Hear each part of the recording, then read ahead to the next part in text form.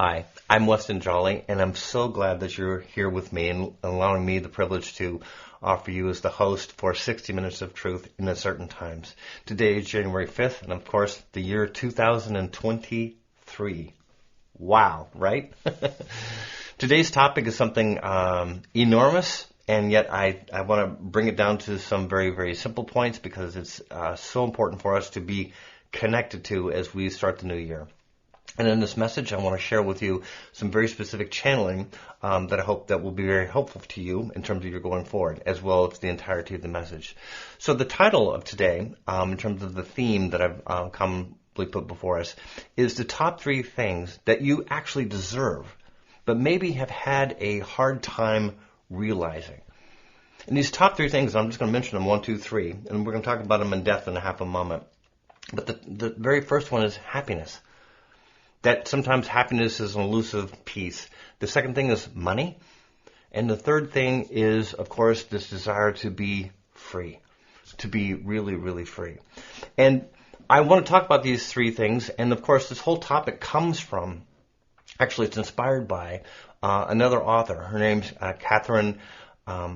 She wrote, Catherine Caprino. She wrote in Forbes about the 8 things. And she did it in a completely different way. Not necessarily completely different. But these are the 5 things that I'm not going to talk about. I want to mention them to you because ultimately they will tie into the top 3 that I'm speaking with. And then I want you to see that perhaps there's one thing that you can do, just one thing that will allow these 3 to come automatically connected within you. And again, it will take care of these other 5 things that she's talking about that I'm not necessarily spend the time with. And those other 5 things that she was talking about were, of course, peace, joy, balance, and then, of course, this concept of fulfillment. And I remember studying in college, Abraham Maslow's hierarchy in terms of wanting to have this pyramid to get to a state of self-actualization or personal fulfillment. And so a lot of people I know are struggling with that. But if you see that the top 3 that we're talking about, again, are happiness, money, and then freedom, if you can see those things that we want to talk about, and you see these other 5, that they are something that I want you to be aware of. But the one thing that I'm going to offer you will be something that will take care of the top 3 and will also take care of these other 5 altogether. It's pretty significant. But before we get to that, I think it's important we understand that there's something happening that we can feel, right? That we're here and that we want to express more. That there's more potential to be seen or to be expressed. And that's something that we don't want to self-limit or perhaps sabotage or be a little sleepy with any longer, right? That we can give ourselves permission to, that's what I mean by break out, and to do something entirely different, perhaps that we've never done before. And I'm going to start with this particular story, this anecdote, and I happen to be having traveled to Utah to listen to this person's presentation, working for a business that was supporting him. And this particular speaker, his name was Dr. Stephen Covey, and he wrote a very successful book, many of which, but the particular one that he was promoting at the time was 7 Effective Habits of Successful People. And he was speaking about, in one of this particular part of his message, about a paradigm shift.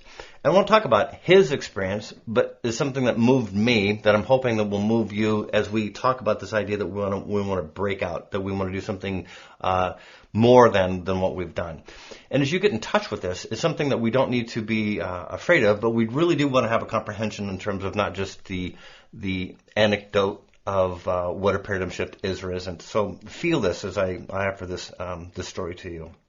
Stephen was on a train in New York City, subway, and I think he had gone to a meeting, or perhaps he was coming from a presentation, and it was a pretty busy car, and he sat down, and of course it's pretty constrained, and across from him was a father, appeared to be a father, and 2 kids. And these 2 kids were younger, I'm going to say, 5 and 3 years old, younger kids for certain, and Stephen, if I had to describe him as a person, was extremely intelligent and very, very loving. I would have to offer that to him as well. He has a family. He has children he's left behind. And yet there was something about this man and his lack of attention to the kids that was really bugging Stephen. And Stephen started to have a thought that, maybe this guy should get his kids under control because they were running around putting their hands in people's purses, pulling on their newspapers, and, all kinds of things that would be considered irritating. And so he was having some of this dialogue in his mind and getting close to actually saying something. And this man was literally holding his head down in kind of a position such as this, and just kind of out of it. And Stephen noticed that as well, and this is, of course, why he wanted to say something. He wanted to say, hey, listen, you're not only bothering me, you're bothering all the other passengers in the train. Maybe you should, get it together and offer these kids some kind of direction.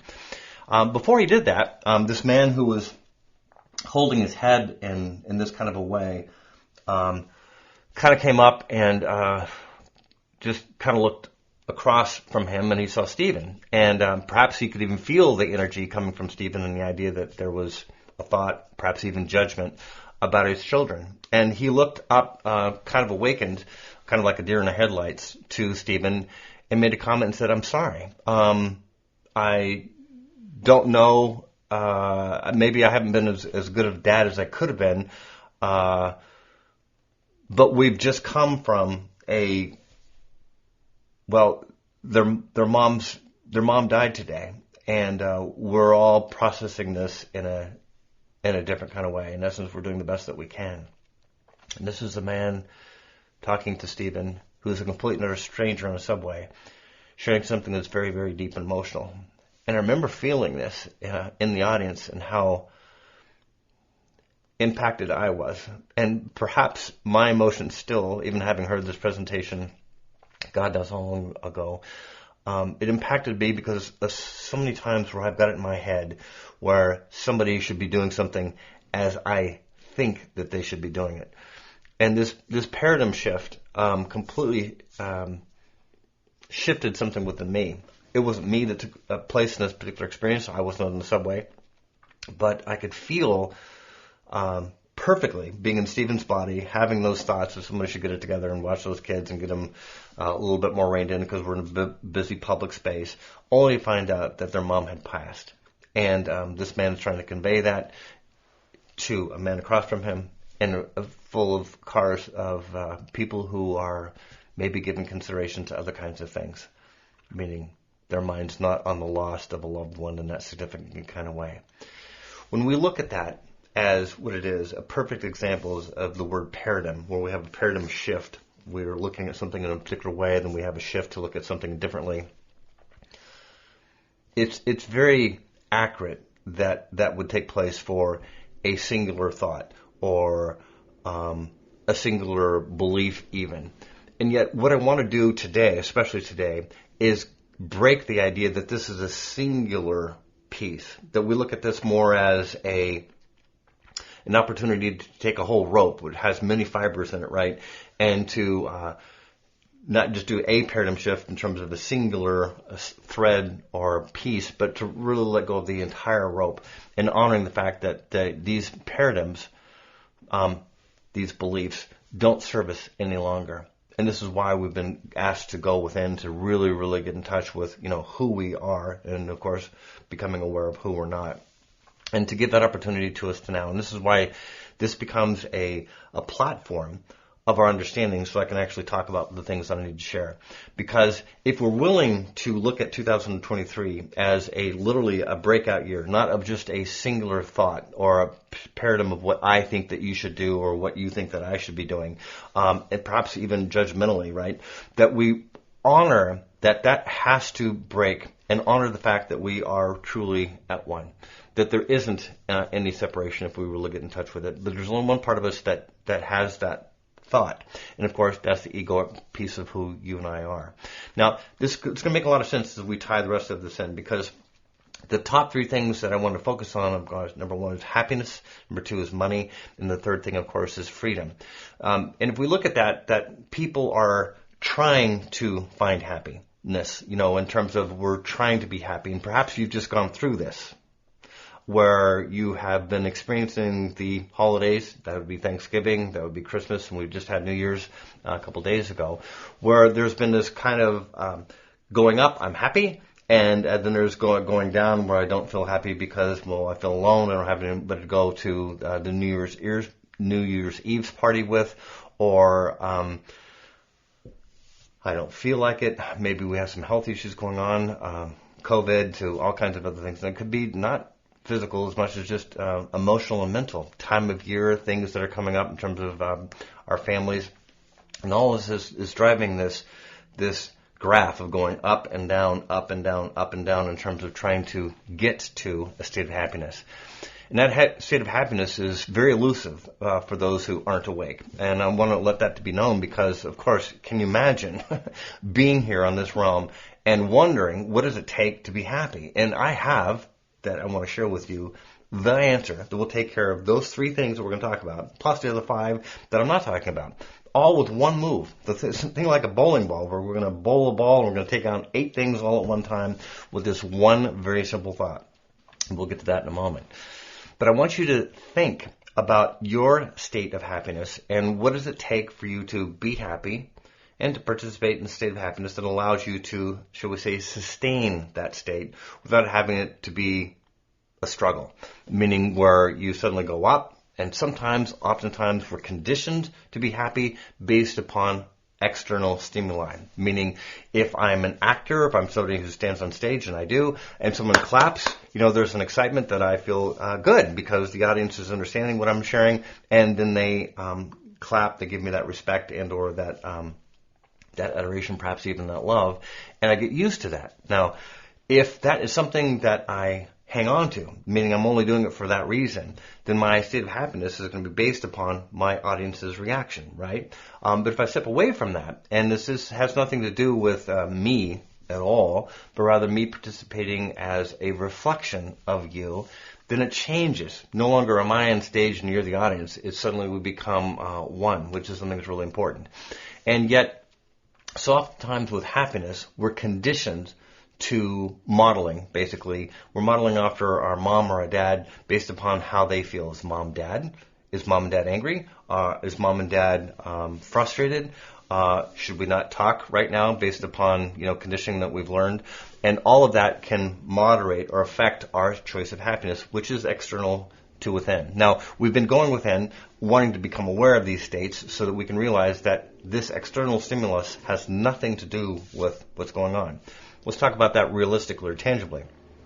What we've been going through 2020, 2021, 2022, externally in terms of pandemics and all kinds of huge changes, doesn't have to affect our state of happiness, period. Meaning, I can't make you happy and I can't make you sad. And yet I hear that so much where someone will say, you made me unhappy. Speaking of an intimate partner or a cousin or some relative within the family. And that's just not true. Nobody can make someone else happy or unhappy. It's we making those decisions. And that's something we really want to see, because if we do, then we can, of course, take accountability that it's not you making me happy or me making you happy or even enlightened. It's something that we choose within our own self, and we get used to that pattern. And then, of course, my happiness, hopefully, will impact you in a way that allows you to feel that kind of sensation that you're choosing as well. But we're happy together. It's not me making you or you making me. Think of like laughing, where I'm generally laughing with you. You're laughing with me, but we're not trying to compete. We're just laughing because we truly are in a joyous state. So this state of happiness is something oftentimes that people chase based upon the modeling and the conditioning that we learn from those around us. This can be at work. This can be the weather. And this can kind of move into this next category, which is money.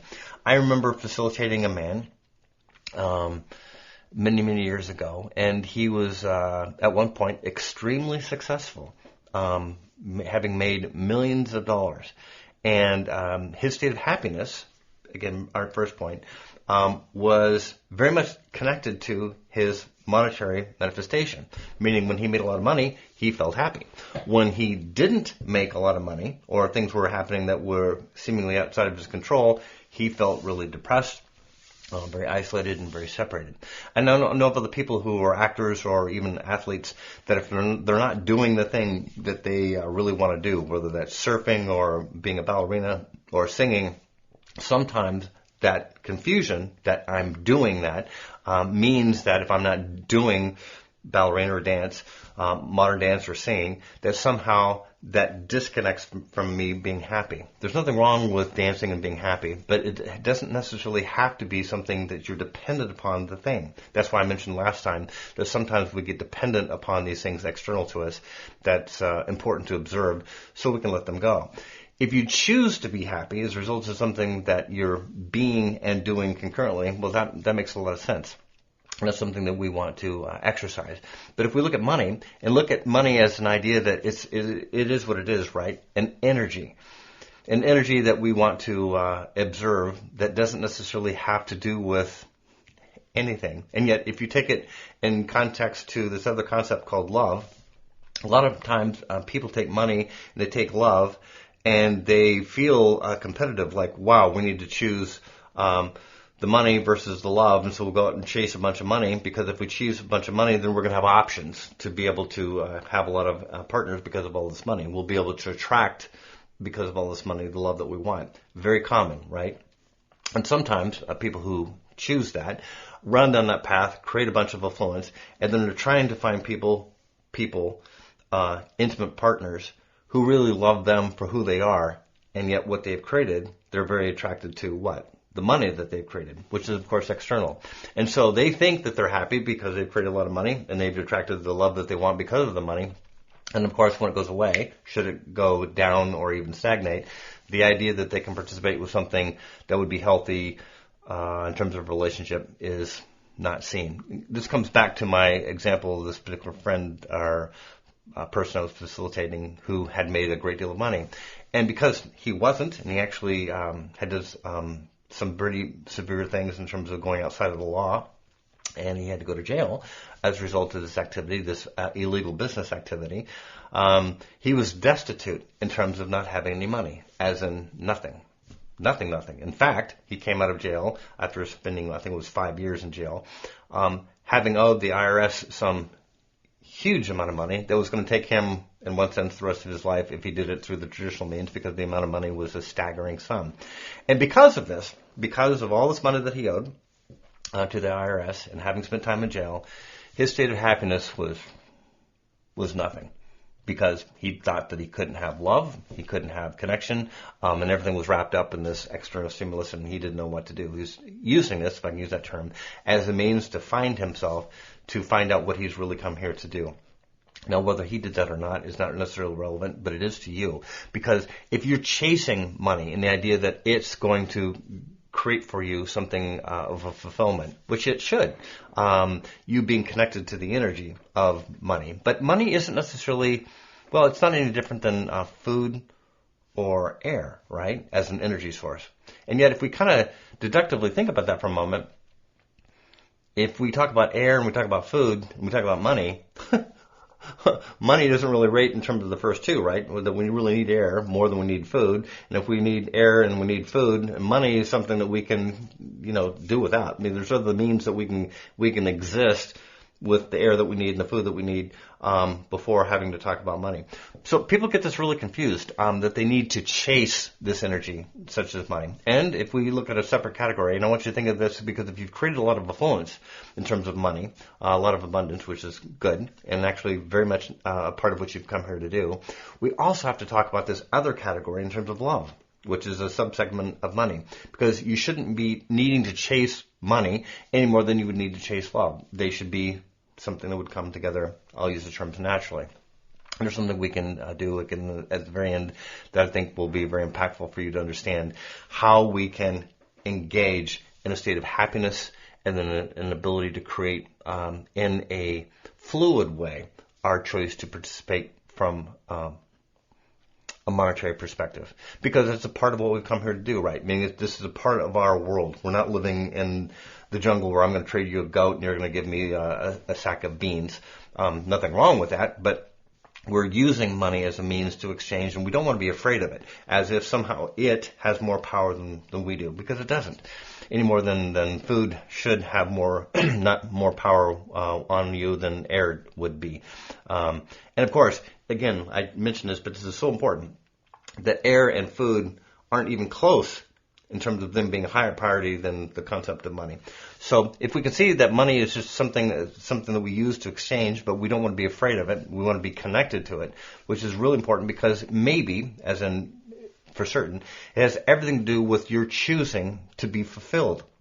Because if we're constrained from a monetary perspective, then it constrains your ability to, shall we say, remember or to learn or perhaps even to express in the way, the magnitude that you've come here to do so. So this is why we have to break away from the tiny belief that this is the way, this is because of mom and dad's way or someone else's way or even the country's way. And it just segues into this next particular piece, which is freedom. And we're talking about personal freedom. We'll talk about global freedom in a moment, but personal freedom is very important to observe. Because personal freedom really means giving yourself permission to do whatever you want. Not just kind of. And this is a challenge, right? Because again of the conditioning and the modeling that we've been shared in terms of what you should do and what you shouldn't do. Or should, shouldn't. And at one point we realized that these thoughts, the ego, and these beliefs just aren't true. Not just a belief, but literally all of them. And so it could scare you, not just a little bit, to share with you that there's nothing preventing you from existing in a true state of being free. Now, most of us, this message is being broadcast for the most part to those people that are inhabiting in free countries. United States, Canada, perhaps Australia, New Zealand, France, meaning all of these different countries that are, we'll call them free countries. And what I mean by that is we can do what we want to do. But I think it's interesting as a paradigm that oftentimes, even though we're in an environment that is free, that we participate in the idea that we can't. And we create this even from a society perspective, where someone will say that you should or shouldn't do this, or firemen or women shouldn't do this, or people who are surgeons shouldn't do this, or people who are in the financial industry shouldn't do that, based upon paradigms, again, beliefs. My point is, if we're going to talk about really being free as a concept, not necessarily just a mental concept, but something that you really give yourself permission to do, then we have to truly engage. I know some of you, perhaps maybe a lot of you, have attended such an event such as Burning Man, where we go to this event, and I've never been, where one participates in being completely and utterly free in terms of the way we dress, the way that we eat, the way that we commune, perhaps even the way that we interrelate or even sexually participate with other people. And all of that's wonderful. I mean, truly wonderful.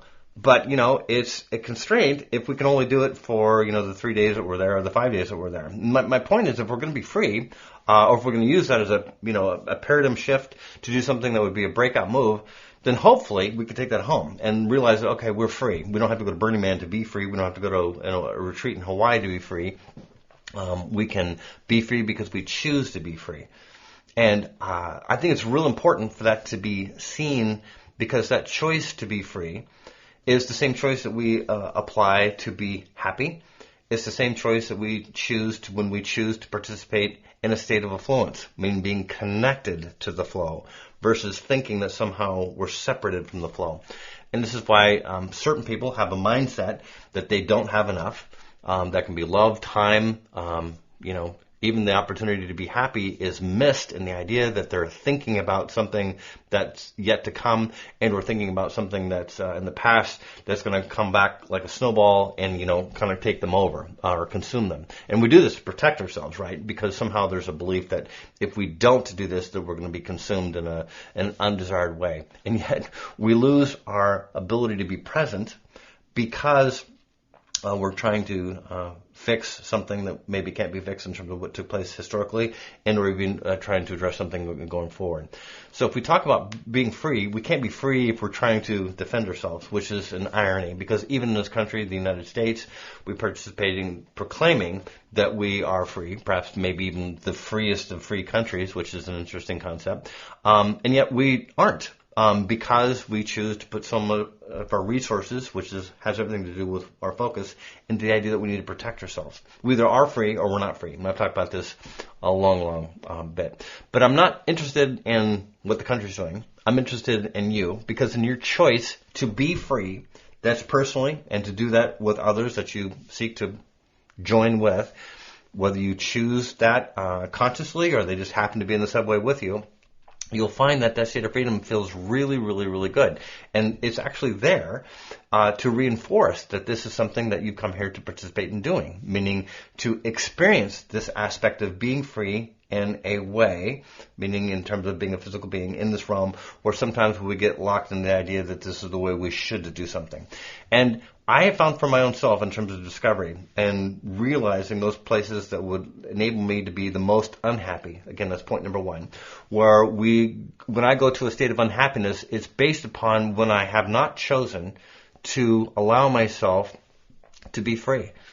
And oftentimes I want to blame somebody, this person, this event, this culture, or this teacher, whoever it might be. And yet, yes, that's again external to me. I can't be constrained. My freedom can't be constrained by anybody any more than my happiness can be constrained. And this is why we have people that you've seen and perhaps read about that have even been in captivity. They've spent time in incarceration, and yet somehow they choose to be happy. And how do they do that? Viktor Frankl, as a survivor of the Holocaust, how did he choose to exercise himself in a state that allowed him to not only survive, but to prosper? And that prosperity goes way beyond perhaps even the creation of money. And certainly from a state of happiness, you wouldn't think that being in a concentration camp could be something that would be happy. And I'm not suggesting that it is, as much as maybe it's used as an opportunity to see the heaviness of the world and to create something different.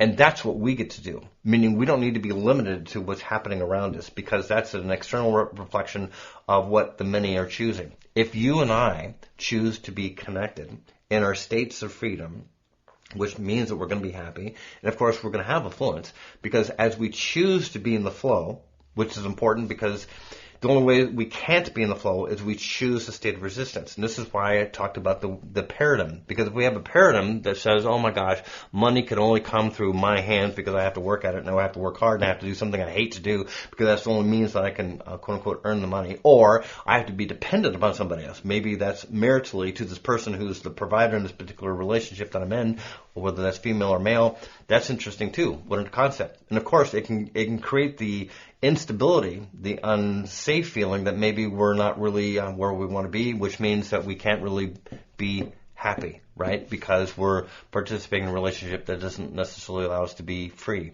And maybe it has nothing to do with the relationship. Again, maybe it has to do with our choice to believe that we have to participate in these ways, these paradigm kinds of ways that keeps us doing something that we don't want to do to hold on to the idea that we're in a relationship and we're going to have this affluence or the states of happiness for perhaps these children.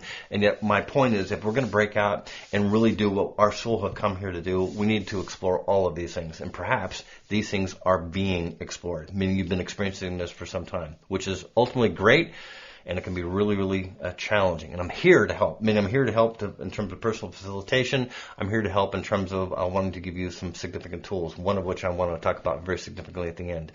And yet, there's something really, really important for us to realize that if we go forward, because we don't have to be constrained to what has been, a paradigm, a belief, or even the collective amounts of beliefs. And so if we're choosing to be happy, if we want to participate in greater aspects of affluence and or love, and I'm going to put that in a separate category within itself, and then this last piece to really be free, then we have to take accountability that is not around us, meaning it's not necessarily something I need to go get, like I would need to go chase a natural resource such as gold to get it, because if I have the gold, then I will be happy, then I will be rich, and then I'll have the ability to, buy a marital partner or to attract a marital partner. And of course, in that space, because of the money, that's going to make me free. It doesn't. There's tons of people that have a lot of influence that don't feel connected to their own freedom because maybe they're not necessarily expressing themselves in a way that they really want to express themselves because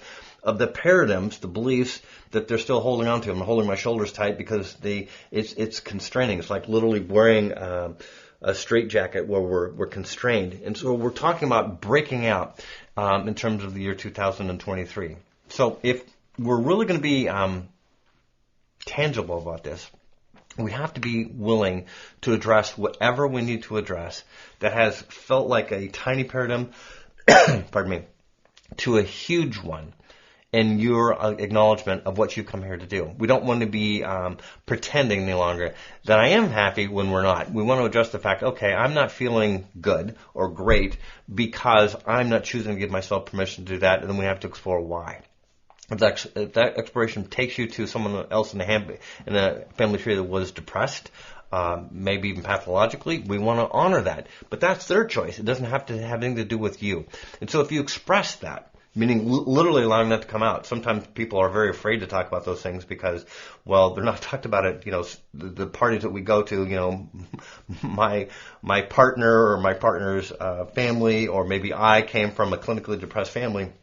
We don't talk about that normally because that can be seen or even judged as something that's not cool, or maybe something wrong with you. And people tend to distance themselves based upon the idea that maybe there is something that they don't want to get too close to, and that's common. Yet, if we're going to address this attribute, that we don't need to be afraid of these issues that we've created as souls, coming in these bodies and these experiences, the families that you've come to be a part of, then we give ourselves permission to expend and to express in a completely different way, and that's really, really exciting. And that's why this year, 2023, there's going to be some external things that take place that could be described as hard. And we've had that before. So this is nothing new, and it can impact your state of happiness if you choose that. It can impact your state of affluence if you choose that. And it can definitely impact your state of feeling free if you choose that. But the point of all of this is you don't have to choose that. So what's the answer? The answer is something I shared in a Hawaii retreat many years ago. And it's very simple, and it may fall upon your ears and go, well, yes, I already knew that, which is good. But I want you to really feel that, and I want you to really apply this answer I'm about to share, and then I'm going to go into some further channeling beyond what I've shared so far, because I think it's important for you to hear that from Source. And I hope you're very attentive to that, because there's a lot to be conveyed. As there has been in this message so far. But if you can understand that if we choose to be our true self in this space, we are happy.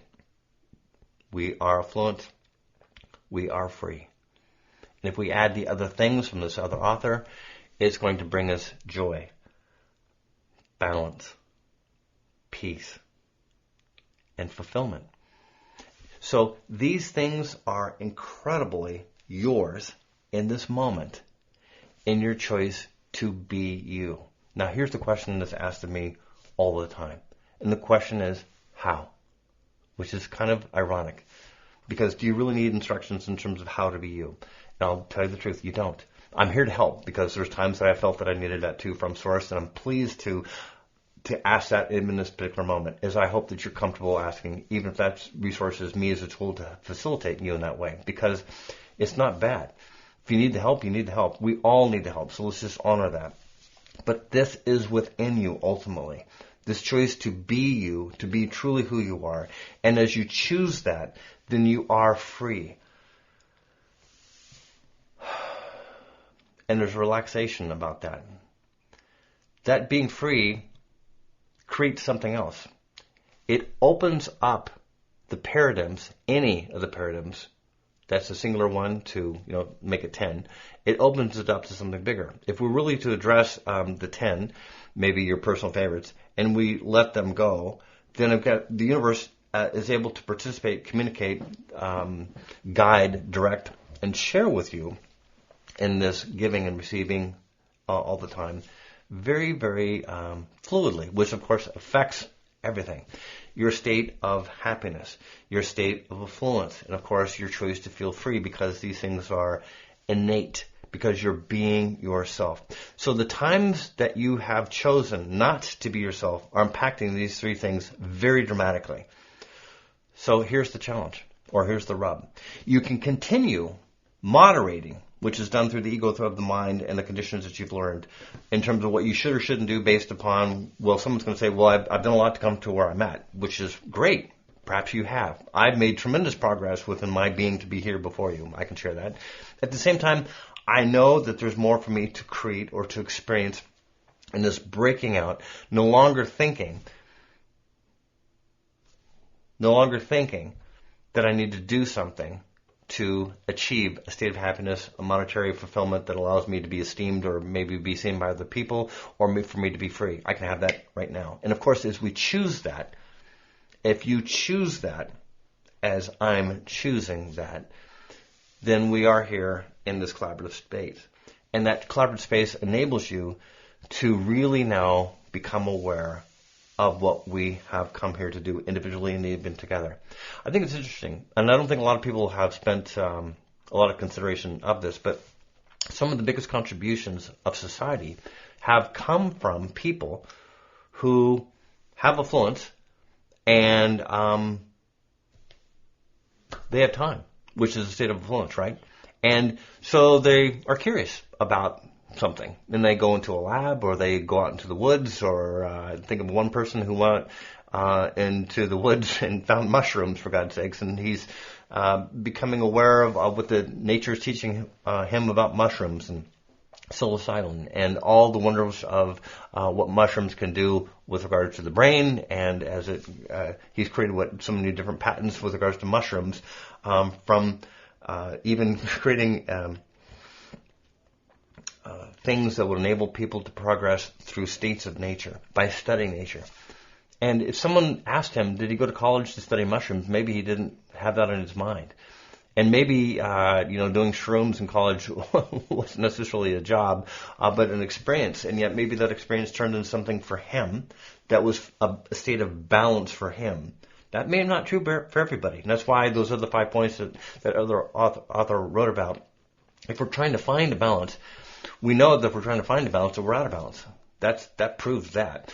We're in balance if we're truly being ourselves. And so if something's really attracted to you, and you find yourself really doing something that's fulfilling, you're going to find, again, the happiness, the joy, the peace, the balance, and of course, the love and the freedom to continue to express this, no longer thinking that you need to do it in a way that would be okay or authorized by an editor or a spouse or a cousin or an aunt or uncle or even a sibling. All of that needs to be thrown out the window so we can create this paradigm shift that we've come here to do something really significant. And if that means being bold and really, really strong, then this is that time. This is the time that your soul has chosen to come here and to experience this, to perhaps even express this. And there's fulfillment within that I can't begin to share with you unless you choose to participate in that space. And as you do, then it becomes something we can talk about even more and more. So let me take a quick moment, take a quick sip of water, and share with you some channeling as we go into 2023.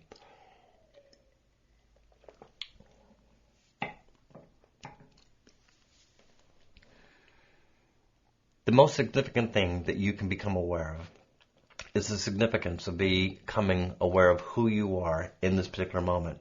No longer allowing yourself to be distracted by pieces of the past or even attributes of the future that you need to prepare yourself for.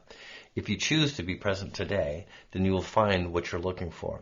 As you choose to be silent, which is to be aware that the noise that you have surrounded yourself through distraction of phones, computers, perhaps conversations, or anything that would keep you busy and no longer becoming aware, that this is an attribute of you quite literally being asleep. And there are many gradations of being asleep in the way that someone might even study sleep in terms of having a deep sleep versus a surface-like sleep. And of course, this is true from a spiritual perspective. If this is something that you choose to be kind of aware, not necessarily deeply connected, but just kind of aware, then this is something that we would continue to appreciate in terms of your choice. And yet we're imploring you to go to a deep state of connectivity if it is your choice to do so. And yet you can feel it. You can feel it within yourself. You don't need to be observing this through somebody else, even the facilitators who are speaking through in this particular moment. You can feel it within your own self that there's something more that you want to get in touch with. and it will give you everything that you're looking to find, which means that you can stop searching. It's the mind within you that has you thinking that you need to continue to do something to find a state of happiness or to attain a certain amount of level within society, perhaps as it would be seen through a monetary perspective or even through the attribute of a love perspective. And the idea that if you are married, that suddenly there's a comfort in you being accepted within your own self and perhaps by others. And yet that has nothing to do with what you necessarily come here to express and to do. There's nothing wrong with being married or creating a great deal of influence. And certainly your choice to be happy is something that's deeply encouraged as you continue to enable it within the context of us being within you. You must understand that this isn't a state of separation. As that becomes a state of oneness, that you can no longer see two, but rather one, then when you take others that you go to see, then they too will literally become in a state of oneness. No longer will you sit on a subway having a thought of yourself being separate from this other person and or his children or anyone else. If this is something that you've truly been practicing, then you know exactly what it is that we're speaking of. And we're encouraging this state of oneness to take place in this particular moment so you can truly be free, which is, of course, something that you desire the very most. Your choice to be free is extremely significant. It doesn't need to be limited by anything. No thought within you. In fact, we would have you go and visit those thoughts that would have you believe that you can be free up to a certain state or perhaps category in the way that one might fly a plane at a given altitude, that you can go at 10,000 feet, but you can't necessarily go to 12 or 13,000 feet. We want to give you the idea through absolute truth that there is no limitation, 10,000, 11,000, 12,000, or 13. There is no limit to how high that you should go. But in your choice to do so, you will indeed lose something, and that is indeed the connection to the dominion of what appears to be real in the form of the ego. This is something that you must address. This is something that you've been working on because of our encouragement for you to go within and become aware of what you've come here to do and to also set aside those things that have been distracting you. In terms of cyclic habits, those choices where you've been making again and again, I've done something again that would go outside of me choosing to do something that would be in my balance, and therefore I feel unhappy or disconnected, which is to be appreciated in terms of the physical experience. But if you're truly wanting to do something, one could say it reckless from your mental or your mind perspective, which again comes back to that of the ego, you'll find that this isn't reckless behavior, that you can truly depend upon the divine that is within you.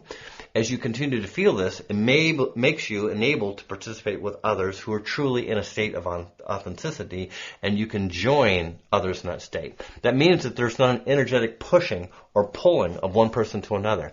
This choice should be very natural in the same way that somebody might create contact, physical contact, or an emotional contact, or even just having an intellectual contact, that there is an understanding in that space of oneness that does not need to be divided. It doesn't need to be thought about.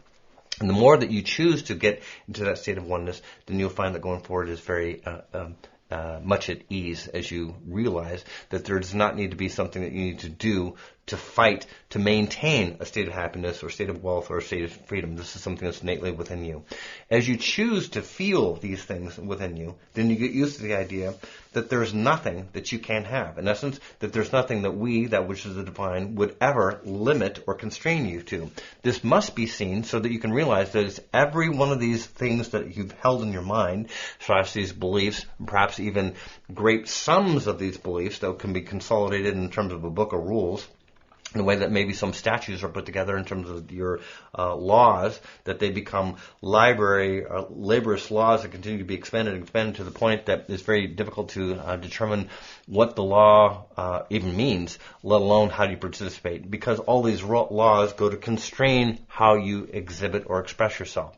As you choose to be at one within your own self and connected to us, and by virtue of that, you must be connected to those around you. We say must, that it is encouraged of you, that you don't create a division, that I'm on stage and you're not, or vice versa, that we truly are in the state of oneness. Then you understand that we are serving one another in the form of this remembrance, like a dance. And in this choice to express in this way, then you're truly free. Now, we like to make a shift and offer you some very specific understanding in terms of those things that are forthcoming in the year 2023, with your permission. We want to address this because there's going to be some ebbs and flows in terms of this year that could be very impactful. If you choose to hold on to the idea that we're drowning, then indeed you will feel very much the pain or the suffering or the discomfort with that. This happened many, many years ago, when it was said by an ascended master who participated in this realm, who was fast asleep on a ship, only to find out that the ship was being tossed severely by the sea, which of course represents the external. And having, knowing that he is a master of not only just the ship and the seas and all things that are within it, upon his awakening, which is of course very symbolic, there was an understanding that he was able to put the sea at rest, in essence making a comfort for everyone on the ship, which in that case was the disciples that were participating in witnessing that event, as he participated in doing something yet again that would be described as miraculous. This kind of behavior is yours to have. These are not just examples that are extended to you by one form versus another, by an attribute within the Bible or the Torah or something else. It's important for you to realize that these understandings, these paradigms, these shifts of paradigm, these miraculous behaviors have been recorded so that you might realize that there's something going on. It could be described as magic because quite clearly it is. And yet that's how this realm would categorize it. Yet you don't need to think yourself as separate from the magic because it's something that's deeply within you in your choice to connect to it. So as we talk about the year 2023 and some of the challenges that may be seen external to you based upon the collaborative of the whole, if you're truly choosing to ascend and to become a master of this realm, then the external environment, cannot have impact upon you unless you choose this. This understanding is something that you can understand to some degree, but you're actually applying it is important, because if everyone else feels sick around you or impoverished around you or in a state of fear around you, it's important for you to understand that you do not need to choose that particular state, even though it's common. There is something to say that it's important for you to understand that there can be a draw to you to feel that because of a person, because you happen to be sensitive, let alone two or three. And yet this doesn't have to be seen as a challenge anymore, especially to those of you who are very, very sensitive. Sensitive in terms of your countenance, in terms of your poise to feel other things, people, animals, perhaps even situations. We would encourage that sensitivity to be used in a manner that would allow you to be in a state of true happiness, of course, affluence, and personal freedoms that would extend beyond your wildest imagination. As you continue to become aware that 2023 will have some ebb and flow to it, most specifically to the economy, most specific to those things that would be done in terms of continually to materially change upon how you as a culture, that would be the world, are dependent upon certain natural resources, such as oil. These things are shifting. Some of it in a regulated kind of way, some of it not. Will there be very strong paradigm shifts that change or are reflected as a disruption? This is to be encouraged, not necessarily something that needs to that you need to be afraid of. In your choice to create a state of fear, which is again a choice, then you create a state of separation that creates a paradigm that becomes very, very limited, in essence cutting off all the ability for you to truly receive from the highest aspects of the light. If this is something that you choose, then continue accordingly. If you want to continue to go forward and create what you've really come here to do, then you're choosing to be happy, you're choosing to participate in a higher state of affluence, and you're choosing to really choose to be free are by far the most important things that you could choose in this moment now. We don't want you holding on to the idea that going to the future needs to be something that needs to be stated to you in fuller form. We, in terms of the facilitator, will be used as a means, a medium, a channel that he is to continue to facilitate further details to those things in the future broadcast that will come from this particular space, this station, if you want to call it that, to receive further attributes of attributes so you can become aware that these pieces that are coming forth in terms of physically, that you can see them, and then you can validate them by not allowing them to garner your attention. Because, of course, if you allow your attention to go to something that you don't want, you are manifesting accordingly. If you choose to put your energy on something that you truly do want, That doesn't have to be done through a disciplined state, by something that's naturally, then of course you choose to be free, right? Because you choose to allow yourself to know that you are free. If you choose to be free, even within your embodiment right now, it's not something that you need to work at, that you're free because you're wearing a plate of armor. You can do it that way, and of course, historically, that has been very unsuccessful. In this moment, as you choose to understand what's taking place and going forward, you do not need to pretend any longer in terms of the paradigms that you've held on to, very personally, and even in conjunction with one another, sometimes in personal relationship, that don't serve you. If you're brave enough to truly let them go, and when these things are deeply encouraged, then you'll find that going forward does not need to be scary, but you truly enable yourself to be free to express a greater capacity of what you've come here to do, which is so important. We want to offer you our further honor and congratulations for your choice to be present and to digest, not merely just materially those things that are being shared through your mind, but to truly feel them so that you can truly exist in the state of happiness, freedom, and abundance, no longer thinking that somehow you need to be separate from them. If you choose to get in touch with these top three, again, it will fulfill, as was promised earlier, those things that was otherwise discussed, allowing yourself to really find that balance and that peace and that joy and the personal fulfillment that comes from you being a part of something that's greater, perhaps even in this embodiment. That means that every one of you is perfectly positioned. If you see yourself in that way, then you see yourself not as competitively behind somebody else, or someone else is ahead of you, but rather honoring the fact that you're perfectly positioned, and if you want to make greater steps for the benefit of yourself and even, quote-unquote, the world or mankind, then giving yourself permission to do so is this moment to truly break out. So be kind to yourself. At the very least, we would offer you even a greater word, which would be compassionate with yourself, to honor that your love has brought you to this point. And yet, if you want to truly manifest in an outrageous way, allowing yourself to be outrageously loving in the connection that is ours and is yours, you will find everything that you're looking to create.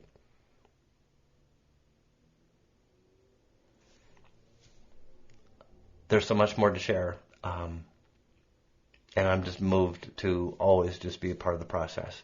I'm grateful to share that with you. I do want to share one thing in closing. I'm about to announce a very special program that I've been working on for, 2 years, called The Secrets of Free Writing, which is a significant tool to allowing you to be in contact with the divine. And, of course, a lot beyond that, meaning the universe as a whole.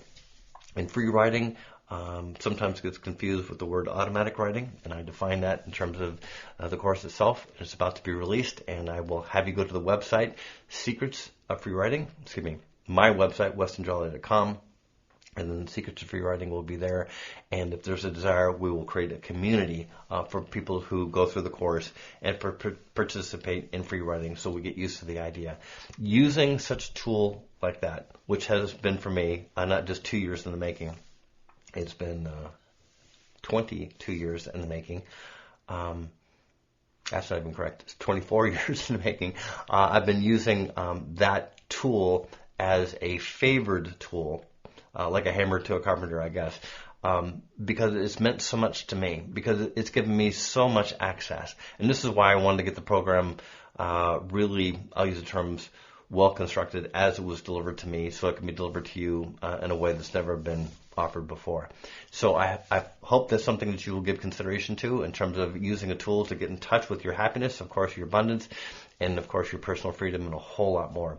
So The Secrets of Free Writing by yours truly will be coming out soon. Please check my website, and I hope to see you next month at the very first of the month, and thank you again for your choice to be here.